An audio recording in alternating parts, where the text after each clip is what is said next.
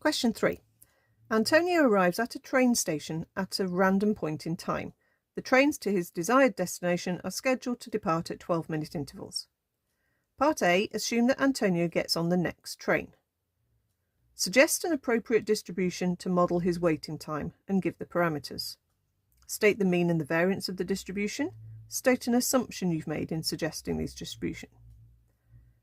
Okay, so if the trains are going every 12 minutes, Antonio might arrive at any point during those 12 minutes, so he might wait a full 12 minutes, he might wait no time at all, or any amount of time in between, and he's arriving randomly.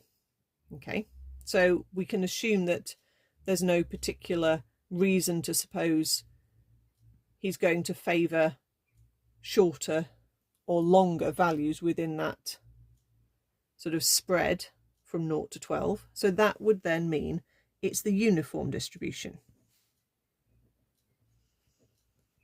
where all your waiting times are equally likely. Okay, so if X is uniform, the parameters are the shortest and the longest time. In this case, he would wait. So the shortest time is 0 if he arrives exactly as the train is there. The longest time is 12 if he arrives literally as the doors of the previous train have closed. Okay, so those are your parameters, the A and the B. You don't have to write down what they call the probability density function, but I'll just make a note of that anyway. The PDF is the equation of the graph. The equation of the graph would be the rectangle going from 0 to 12, and the vertical is the probability. Now the total area is 1. I'm just giving you a recap of this topic by the look of things. If that width is 12, then that height is 1/12, and therefore the equation of that graph is f of x is 1/12 if x is between 0 and 12, and for full statement you should also say it equals 0 otherwise. So there is no probability unless you're within 0 to 12. Okay, but that's not asked for in the question, it's just an extra that could be asked. Part 2. State the mean and the variance. Now you have the formula book. You get the mean, which also has the symbol E of x. You might notice that.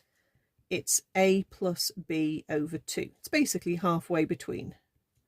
So on average, he would wait 6 minutes. And the variance, you have the formula there, B minus A squared over 12. You don't get to find out where that formula comes from. It's way further on in further maths that you actually get to prove that. So you're not going to be doing that at the moment. You just have to trust it. So 12 minus 0 squared over 12. It's always 12. It's just a coincidence in this question that B is also 12. So that actually, don't need the calculator. That gives you 12 minutes for the variance. And obviously if you needed the standard deviation, you would square root that. Part 3, state an assumption you have made in suggesting this distribution.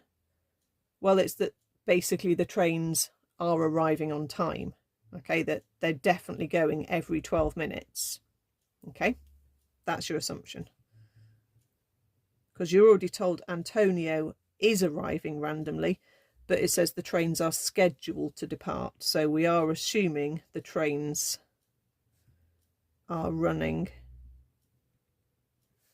on time.